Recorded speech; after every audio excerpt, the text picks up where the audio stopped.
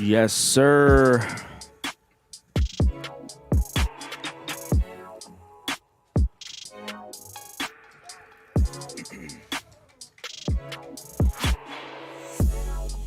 We ready for this?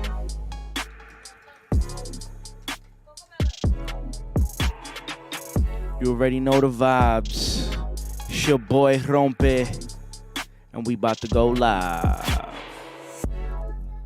Uh-huh. Yeah. Yeah.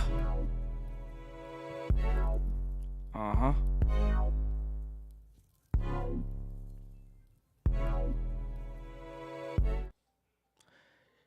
Yes.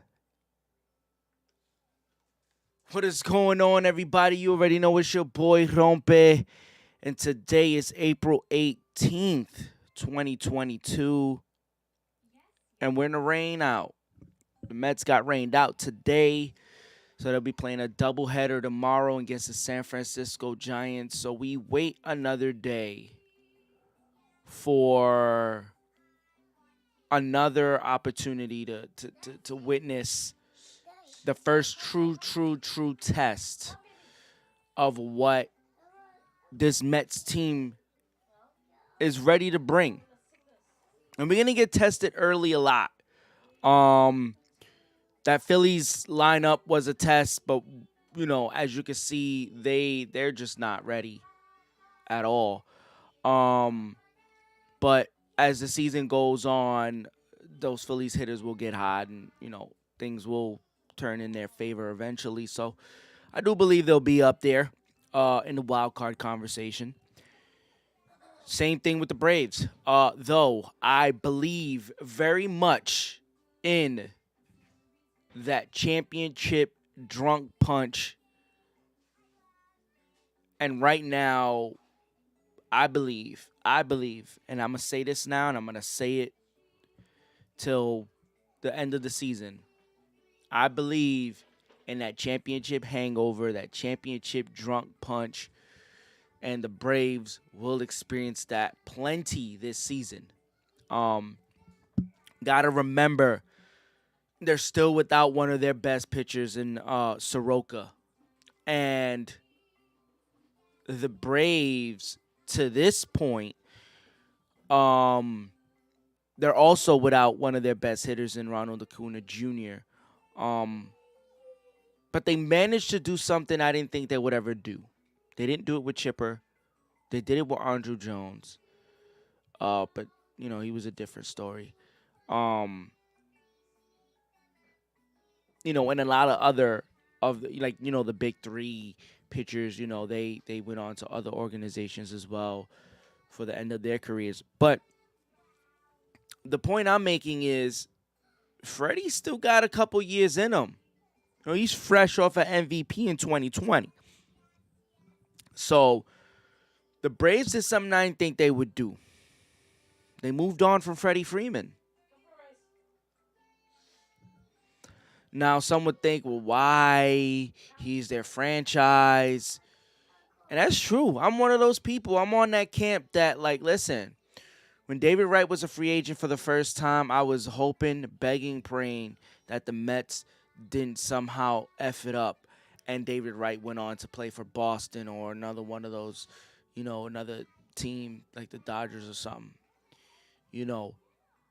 Thankfully, David Wright did sign the extension, but unfortunately, his career was cut short because of a bad injury. Bad injury that led to just permanent damage, you can say. We all wish that David Wright never dove headfirst against the Astros that day, but it happened, and his career was cut short. And that sucks. That would always suck because he deserved to win a championship. And 2015 was that opportunity, and it didn't happen. And I think that's why my heart hurts for that team specifically, because David Wright didn't get to win that championship. He didn't get to experience that parade down the Canyon of Heroes, and the Mets deserved it. But the rest is history.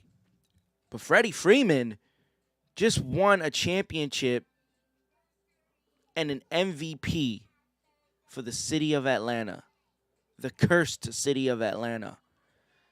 And they reward him by saying, no, thank you. I don't care how you slice it up. Yeah, they got a younger guy and someone who's going to be very well good for them. You know, they got their Aaron Rodgers per se. You know, Brett Favre leaves and Aaron Rodgers comes in and just becomes a legend himself. But this isn't that. You know, Aaron Rodgers. Oh, Brett Favre was he had done it. He was done. He not done, but he was. You know, he just. It was time to move on, right, from that Green Bay situation. Freddie is still good. That's what I don't understand. Freddie's still good. Um, and we might very well see the same thing with the Yankees and Aaron Judge. I don't get it. I don't understand it because, you know, when Freddie was a free agent for the first time, they did extend him, right? So he does the 10 years with Atlanta, but he just won you a championship and you don't think he's worth re-signing? Make that make sense. Anyways, so I believe that the punch is that drunk punch is real, that championship high is real, and that hangover is real, and Atlanta would experience that. So, you know, I'm not too overly concerned, but they did do what they needed to do to get better per se. They will get better. They have Ozuna back, and they still have one of their postseason heroes in Eddie Rosario. So they still have some oomph to their lineup. They still have something there, right? Uh, Whether they would repeat is up to them, but I just don't think so. I think this Mets team is just primed and ready, have so much experience in Buck Showalter that is just unmatched. Probably, you know, the Braves manager is but not like Buck. You know, um, this is like when the Dodgers got a couple more years out of Joe Torre, and they could have went somewhere, but they just didn't have enough.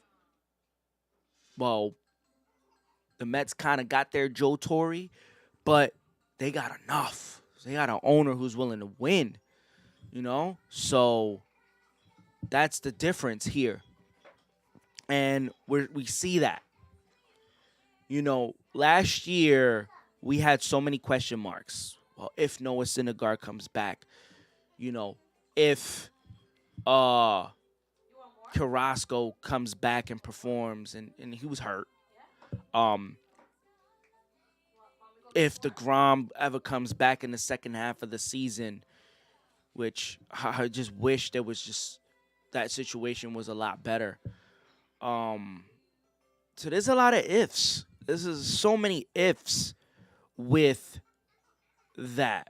So many ifs. So many ifs. But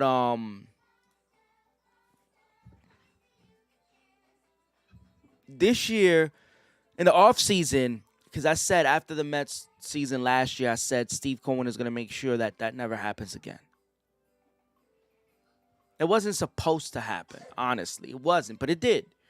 And I said, Steve Cohen, I'm glad it happened because now he knows what he doesn't want to happen.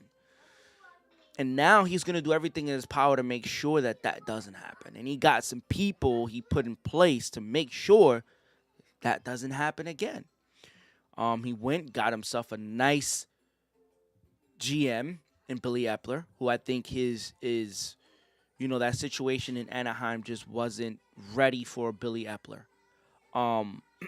But he showed his power and his ability to reel in some big time fish. Mike Trout specifically, right? Shohei Ohtani, right? And he showed it again this offseason before the lockout with bringing in Max Scherzer to the Mets. I mean, I don't care who you are. Brody Wagner would have never convinced Max Scherzer to come play for this team. Feel me? And I know that the last guy Zach Scott was good, but we don't know if that's the direction he would have went, right? Everybody is different in that sense. They have a different kind of mentality when it comes to doing that. But Steve Cohen is a no-nonsense guy. He's not. Listen, I'm not for the nonsense. I don't care if you like. I get it. I understand it was because apparently he was cleared out of those that whole situation, which kind of sucks for him because he got acquitted from that situation. But Steve Cohen is a no-nonsense guy, and he's not willing. There's no time to wait and see. So he had to make a move. And, unfortunately, Zach Scott is had to pay the price. But that brought us Billy Epler, who then brought us Buck Showalter. And I think Buck was always the right answer. Why Brody never gave him just a shot, an interview, I don't know. But that's my point, right? Who knows if Zach Scott would have given him the opportunity to interview for the position. But Billy Epler did. Buck is here now. And the people are in place for this organization to make sure that what happened last year at over 100 games or 100 days at first place doesn't happen again. You feel me? And to start the season, it's something you admire. It's something you take in because you love it when your team gets off to a hot start. You have to appreciate it. And I appreciate the start that we have gotten off to. That is very important because you cannot get off to look at the Phillies, look at the Braves, look, they getting off the slow starts and look at where they are. It's given us a 2.5 game lead, but it's a little bit of breathing room. Not enough. It's not enough to take a deep breath and say, okay, we got this. Nah, not for me. I'm not comfortable with this. We need more. But that's where this test of San Francisco comes in, right? They will test us early, and we need that. Last year, we got all those tough games at the end of the season, and it just killed us, bro. It just drove the knife through our chest, and there was no coming back. None at all, especially after the loss of DeGrom and Lindor. When you lose two pieces like that, that's tough to recover from. Very, very difficult to recover from. But Buck is a smart guy, and yesterday's game was an example of that. Never in the years of the Mets have I seen a manager come in with hype and then does things to make a difference so early on. Like, this is a completely different team with a lot of the same cast of characters, right? Alonso's still with us. Lindor's still with us, right? Dom, JD, we'll talk about them in a little bit because there's a lot to talk about them. But Jeff McNeil specifically, he's a guy who felt like he had such a chip on his shoulder last season. And for whatever reason that was, I am glad that he is proving that he is that guy. That dude that was at the top of the league for like 3 years straight in batting average. The National League, that is. And almost MLB, top 10. But I'm glad that he's showing the difference. Same guy. Very different this year at the plate, right? Very different approach, showing some stuff that we needed to see from him. Same thing, Brandon Nimmo, same guy. Started the season off with a little bit of the same injuries with the neck and stuff. That's why that's one of the reasons why I said I didn't want him to play center field, because the neck injuries and just those things that can bother you, that can just derail your season, and it's done that for Nimmo with his neck. And so when we broke spring camp and they said his neck was stiff, I was very stressed because I'm like, we need a guy like him, right? That's a guy that's very valuable, especially in Major League Baseball today. Very valuable, right? And so the fact that he got off to such a hot start and the lineup is very, very, very strong and potent when he's in the leadoff spot is just same guy, but just a different attitude from this team, right? Sterling Marte he's showing a huge difference. Such a small, significant signing, but it's paying huge dividends for this team, right? And his swag, the way he plays the game, the way everybody knows he's going to steal and he's still swiping bags. He's hitting, home runs late in game. Like, Sterling Marte is that dude. You feel me? Like, this is a guy that we thought we were going to have for a while. And, a couple spring trade deadlines, we thought we were going to get him, but it never happened. But I'm glad, he showed something with the Marlins and the A's last year that got him the contract he got, and he's showing that he's still that good, right? Same thing with Mark Canha. Mark Canha played for the Oakland A's for as long as I can remember. But he was a guy that, his story coming into the offseason, he took a chance, right? He met with Billy, met with whatchamacallit,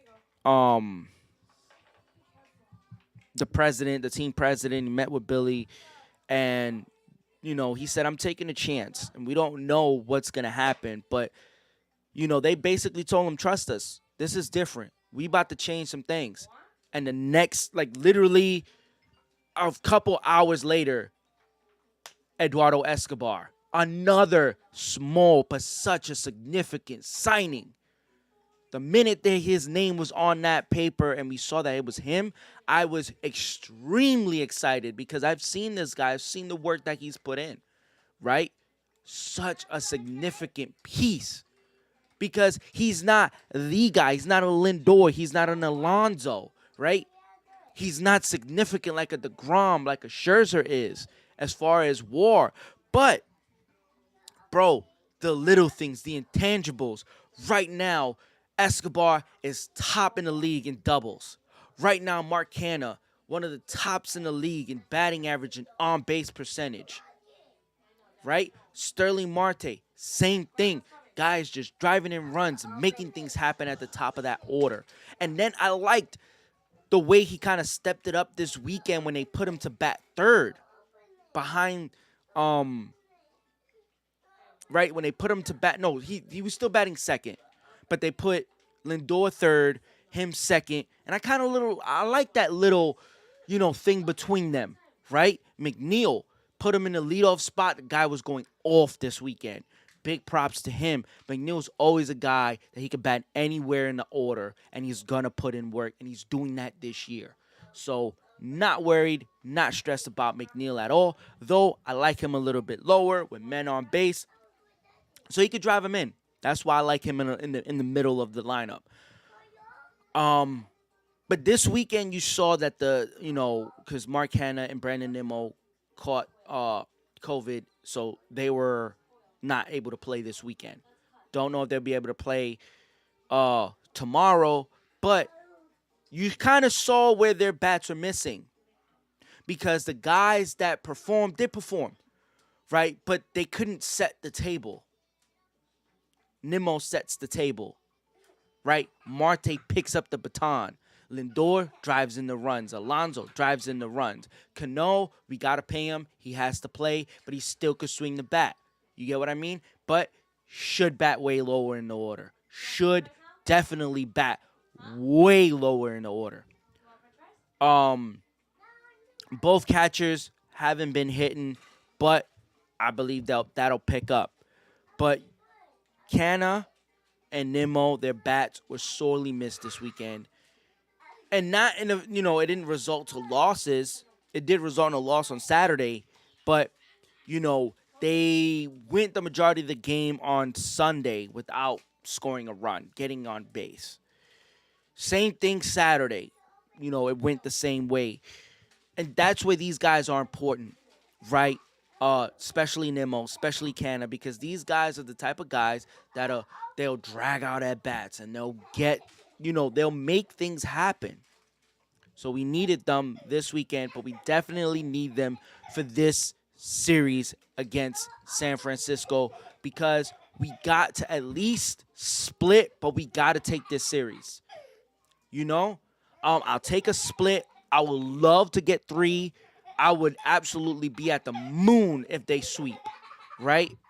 But San Francisco's a very good squad. They know how to, put it together. They got good pitching. So you got to give them props, right? San Francisco's a good team. They showing last year was not an admiration, that they are that good. All props to Gabe Kapler. Glad he's out of Philly. Glad he's in a situation where he could show his chops, and he's showing it. He's showing it more than Aaron Boone is showing it with the Yankees. Though Aaron Boone is still gonna win 90+ games, but I'll take Gabe Kapler over Aaron Boone any day. Gabe Kapler is that guy that all these young managers want to be like, and Gabe Kapler is that guy. So give him props, all the props. Round of applause for Gabe Kapler, man. He deserves it. He's a really good manager in Major League Baseball. So you got to give him his props.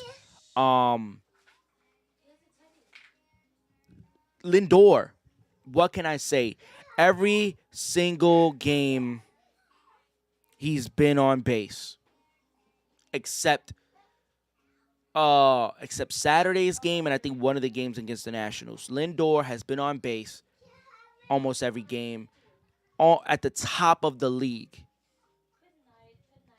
in OPS. That's the Lindor we need. Lindor is on a mission. Lindor is on that Carlos Beltran 2006, I'm going to show everybody who I am mission. And Lindor is that dude. And the numbers that he's going to put up this year, the numbers that Alonso's going to put up this year, God bless them with health, is going to be off the charts, bro. These guys are going to be all-stars this year. Book it. What more can I say about the starting rotation? Hadn't allowed a run since the home run that Dalton Varsho hit off of Chris Bassett. And I think that was in like the 5th inning, opening day at home, if I'm not mistaken, or maybe it was the 6th, 7th inning. But, bro, that shows something. That shows me something. I haven't seen greatness like this in a very long time coming out of a rotation. This is what we expected in the years of, Wheeler, DeGrom, Harvey, Syndergaard. It's crazy that Harvey, Syndergaard, DeGrom, Matz, Wheeler all had one turn in a rotation one time. One time. Insane. Wheeler's turned into a good pitcher for the Phillies. Was always good at the second half with us. But glad he caught on with the Phillies. Looks off to start this year. But Zach Wheeler, right? Top 3 in the Cy Young last year. Good for him. But the Mets starters have a 1.07 ERA, and they lead in a bunch of categories that I'm not going to get into because you got to just appreciate it. Right now, we got to just get through what we're doing right now. Continue. Build on it. Build on it. Expect that there are going to be moments and times, within the next couple of months where guys are going to just have off starts. Give up 3 runs. Give up 4 runs. Give up 2 runs. Right? Kind of like what Scherzer's going through now. Though Scherzer, even that, a bunch of teams, the Yankees would take Max Scherzer right now where he's at what, 95, Yankees would take that all day, every day, twice on Sunday. So I'm not worried about that. He says he's good. As long as he's on the mound, I ain't stressing it. Guys always showed he can go. So as long as he can go, I ain't worried about him. DeGrom hasn't pitched, and the fact that they're doing all this without DeGrom, when DeGrom comes back, which I'm assuming because that guy's an absolute dog, scary hours. Scary hours. I hate to say that. I don't like saying that. I feel like that's a very mush word, but scary hours, bro. Scary hours when DeGrom comes back if this rotation is firing the way they're firing right now. And you gotta love it. You gotta love it.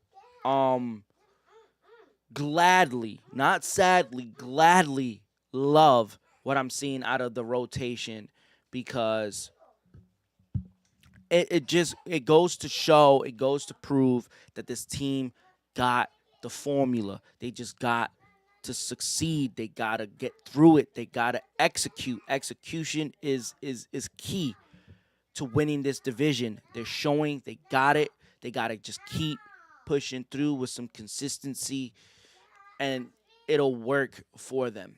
It'll absolutely, positively work for them. A couple of key matchups today.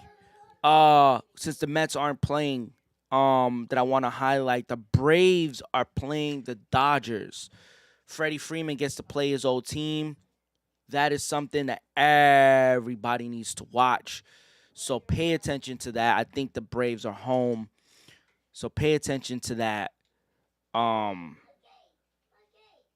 if not, they're on the road. I don't know, but I know they're facing the Dodgers. The Phillies are facing the Rockies. The Rockies are off to a hot start, bro. They're kind of telling everybody, like, listen, y'all thought we was playing.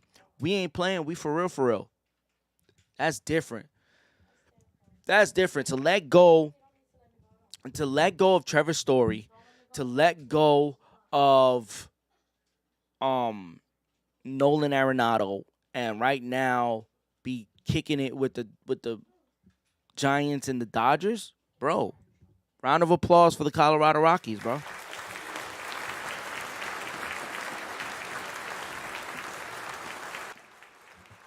Huge round of applause for the Colorado Rockies right now, putting in that work, man. And right now they face the Philadelphia Phillies, and you love to see that. You love to see that. Right now, we're about to check into some of the games that are popping off right now.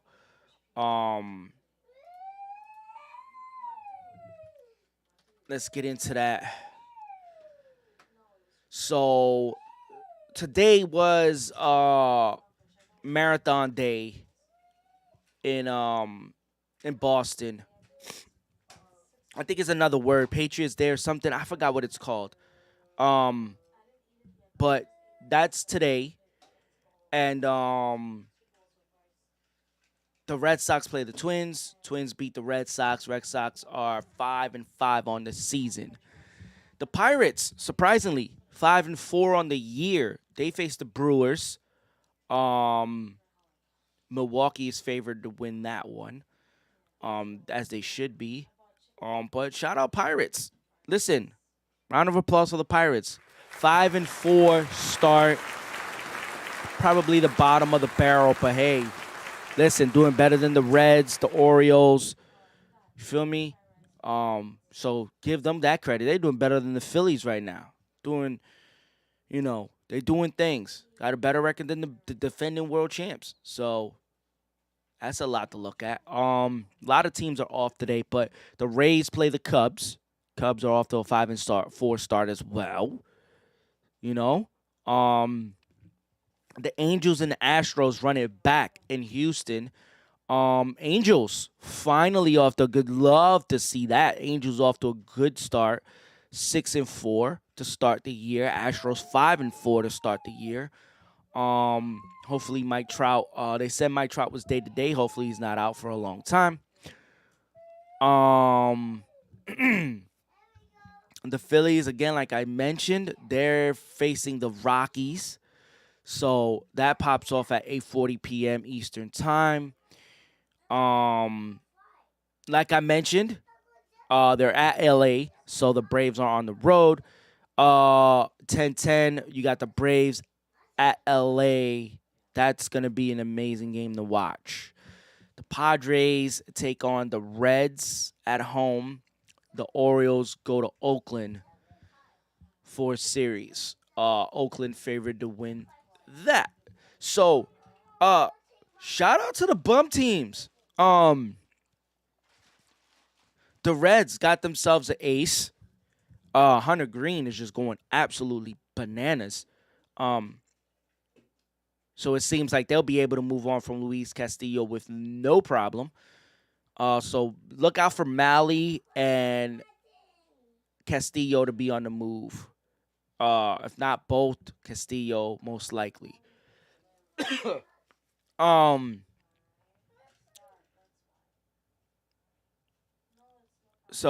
but them as an exception because they just got swept by LA. Um, shout out to LA too for you know they lost that series to Colorado, but they haven't lost since. Um, so good for them for turning it around. Um, Orioles just took a series from the Yankees. So two of their three wins on the year is against our crosstown rivals, the Bums. I still think they're gonna win 90 plus games. Um, them damn Yankees. Anyways, um, the Pirates. I mean, winning games 5-4 in the year. Um, so those are the games slated for today. Again, today's Mets game was rained out, so that will be done tomorrow. Day night doubleheader. Um, I'm assuming. I don't know if they're still doing 2020 COVID rules where it's a 7 inning doubleheader. I don't know. I don't know. I heard that they were just doing 9 inning doubleheaders now, but still have the second. The ghost runner at second. But I don't know. For me, I never had an issue with the 7 inning doubleheaders. Like it, do not like the idea of having two 9 inning games back to back. You know, listen, I was never a fan of that. A lot of guys, but no whole 9 inning games. Some teams just go, I don't care. Play. You're here to play, win. That's the whole point, right? Everybody's on their toes. Listen, we got 7 innings to go. About a fifth inning, that's halftime. So we ready to go. I like it. I like it because it puts pressure on the teams, makes these games more exciting. Um, and listen, who am I kidding? We might be in a day and age where ain't no more 9 inning games ever. So don't even want to think about it or talk about it. That's a dumb thing to say. But I mean, listen, you know, at Major League Baseball wanna cut down game time. You know, so I listen. Anyways, so I don't know if it's gonna be a 7 inning or 9 inning tomorrow, but tomorrow is definitely a doubleheader. So I'm assuming both starters are gonna go. I think Max is gonna go. I think McGill is gonna go. Both games. I would do it that way just because you don't want to mess up their days and their timing. That was something the Mets did a lot in the previous regimes, and a lot of things that they've done before they haven't done this year a lot. They've preached keeping guys fresh, so they're throwing guys 2 innings out of the bullpen. Like it. Hey, get them used to the situation, right? Listen, it's a three batter rule. If you get guys used to going multiple innings, ain't no stressing, no situation where you just cannot bring a guy in there because there's a three batter rule. So I kind of like that idea. Hopefully that doesn't backfire on us. But that confidence instilled within these pitchers have, brought some guys to light, right? Hopefully they keep it up. Drew Smith, I'm looking at you. Um, so there's a lot of things that they're doing this year different in years past, like wanting to be very consistent with the days that guys pitch. wanting to make sure they give guys multiple innings at the pen so they can just use their arms and not feel like they're just not doing anything for multiple days. Like they threw Edwin Diaz out there the other day, um, yesterday to finish the game non-safe situation, but he got him work. In the past, he would give up like 3, 4, 5 runs in a non-safe situation where he's just supposed to get work. So I'm glad he was able to get through it. 1, 2, 3, bing, bong, boom, gone. Next. I like that. This is a very tough series against San Francisco. It's a real big test. I believe the Mets are up for the task. I believe they can win it. Hopefully, we have Nimmo and Kana because that's important. Those are the drama setters. Those are the guys that's going to get it started for us. So should have the first part of the rotation going this series. So we're talking Miguel, Scherzer, Bassett, and then Carrasco. They should be going up against San Francisco with Taijuan Walker probably will get a rehab start, so he's not going to pitch this week. So David Peterson will get the ball again to start off Arizona.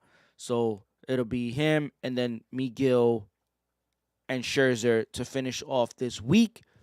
Those are the pitchers for the week. I'm assuming. Don't know if things change, because we do have a long man in Trevor Williams. So let's see what happens with that.